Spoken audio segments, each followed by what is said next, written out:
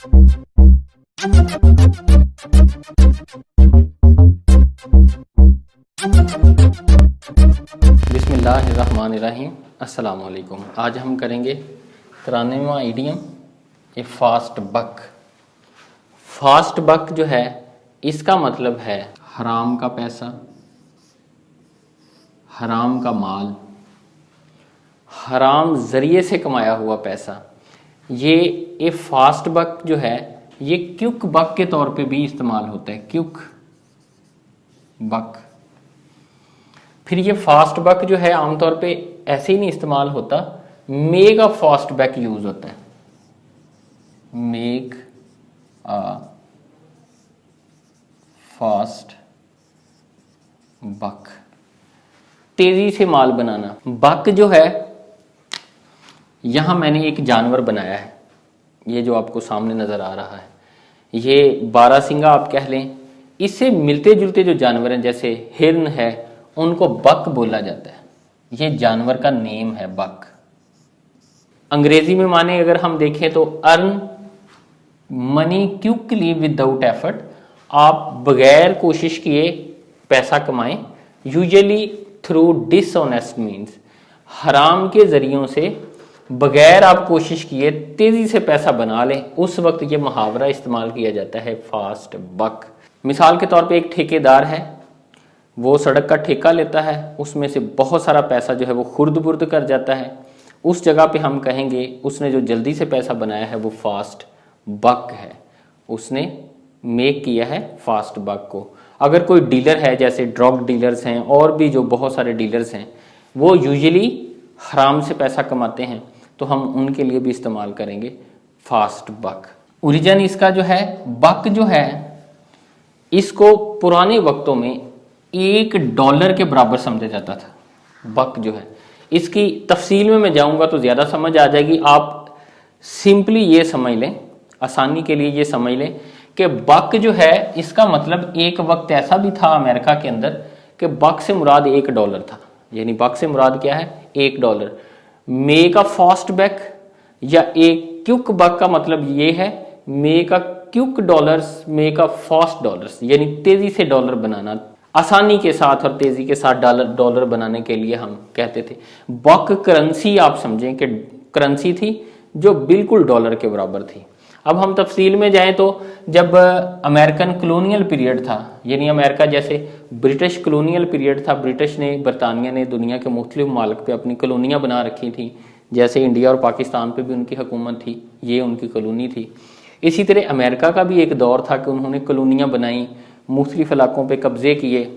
तो उस वक्त जो डियर स्किन थी, डियर किसको कहते हैं? हिरन को। जो हिरन की स्किन थी उसको मुख्तलिफ चीज़ों के ख़रीदने के लिए इस्तेमाल किया जाता था।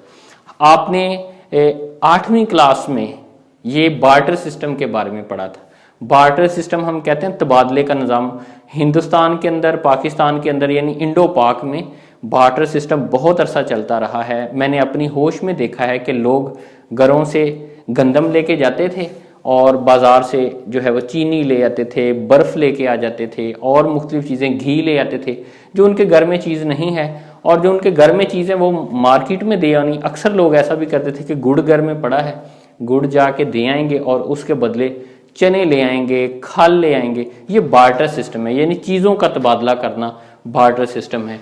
और ये 1748 की बात है, तकरीबन ये 1748 की बात है कि जो डियर स्किन्स हैं, आपने किसी से असला खरीदना है, आपने बंदूक खरीद ली, उसके बदले आप बक स्किन जो है 2 या 3 उसकी जो खालें हैं, जो भी उनका रेट था उस वक्त वो अदा करते थे और आप चीज़ ले लेते थे। अब करेंसी की जगह पे क्या इस्तेमाल हो रहा है? बक हाइड, बक स्किन, ये डियर की स्किन इस्तेमाल हो रही है, एंटेलोप की स्किन इस्तेमाल हो रही है, खाल उतार के। उस वक्त लोग क्या करते थे कि जानवर को शिकार किया तो जो जानवर की स्किन है, जो जानवर की खाल है, उससे ग्लव्स बनते थे और ग्लव्स के अलावा बैग बनते थे, जैकेट्स बनती थी और भी बहुत सारी चीज़ें इस तरह की बनती थी इस्तेमाल की। और जितना जानवर नायाब होगा उसकी खाल भी उतनी कीमती होगी।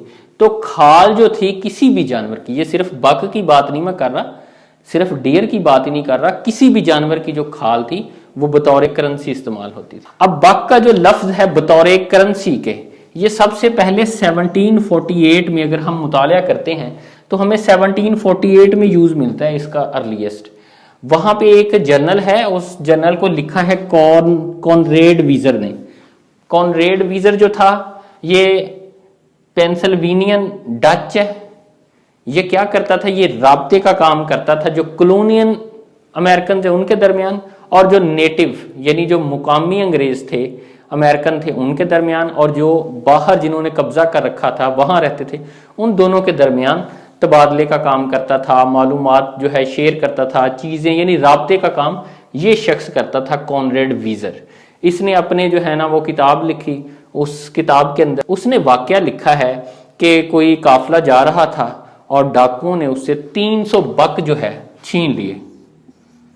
300 बक्स जो हैं वो छीन लिए। अब 300 बक्स मतलब 300 खालें जो हैं वो छीन ली, और वो वहां पे उसने रेट भी बताया है कि जो एक खाल थी वो एक जो विस्की का पैक है उसके बराबर है, या फलां चीज है उसके लिए 3 बक इस्तेमाल होंगे। इस तरह उसने ना कंपैरिजन भी किया है कि आप एक खाल से क्या क्या चीजें खरीद सकते हैं। उसके बाद हेनरी होब्स ने 1851 में historical collections of Ohio state जो है उसके अंदर बक का जो है वो लफ्ज इस्तेमाल किया है, और इसने बताया है, इसने सिर्फ बक के बारे में ही नहीं बताया बल्कि इसने कहा है कि उस वक्त खालें इस्तेमाल होती थी करेंसी के तौर पे, और उन खालों का जो रेट था उसने डॉलर से कंपेयर किया। ये पहला बंदा है जिसने डॉलर के साथ, अब मैंने आपको पहले बताया कि जो अमेरिकन कॉलोनियल पीरियड है उसके अंदर जो हिरन की खाल है, बक की खाल है, ये बतौर चीज़ों के तबादले के इस्तेमाल होती थी।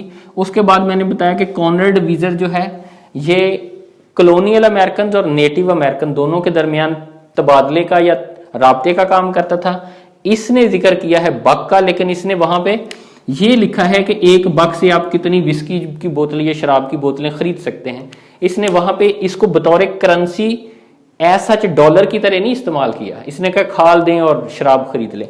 लेकिन ये वाला जो बंदा है हेनरी होब्स 1851 में, इसने अपने जो हिस्टोरिकल कलेक्शंस हैं ओहायो स्टेट में, इसने वहां पे लिखा है कि जो आबी छछूंदर है, जो छछूंदर ना चूहे से थोड़ा सा बड़ा जानवर होता था, उसकी जो खाल थी इसने लिखा है कि उसका रेट जो था 1/4 यानी चौथाई डॉलर के बराबर था, $0.25 के बराबर था, डॉलर के चौथे हिस्से के बराबर था।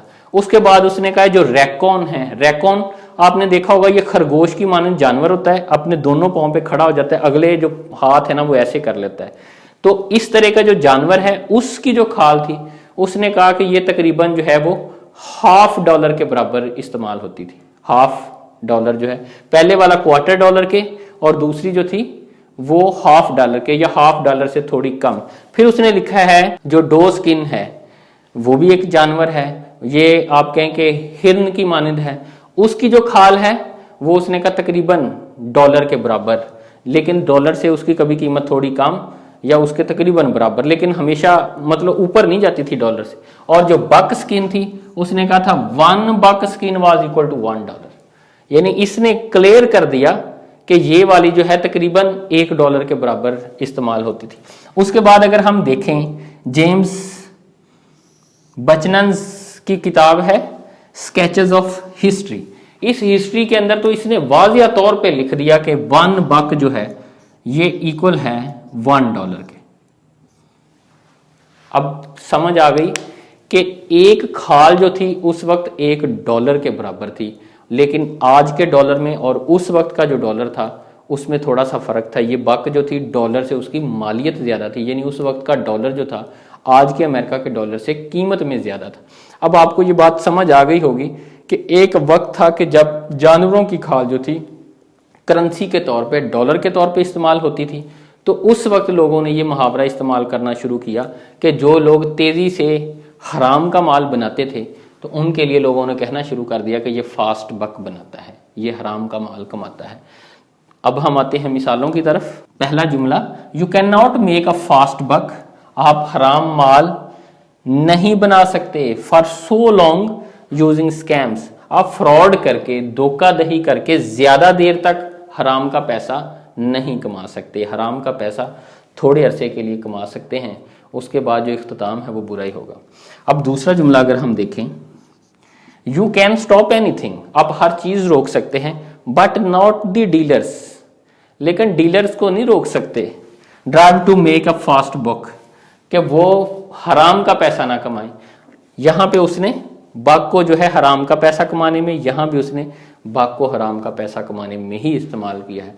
लेकिन ये ब्रॉडर सेंस में बाज़ औक़ात तेजी से पैसा कमाने के लिए भी इस्तेमाल किया जाता है, जिसमें वो हराम ना भी हो लेकिन बहुत तेजी से पैसा कमाया गया हो, तो वो फास्ट बक ही कहलाएगा। और मेरा ख्याल है कि इतनी तफसील के बाद इंशाअल्लाह ये आपको याद रहेगा। और अगले इडियम तक के लिए मुझे इजाज़त दीजिए। अल्लाह हाफिज़।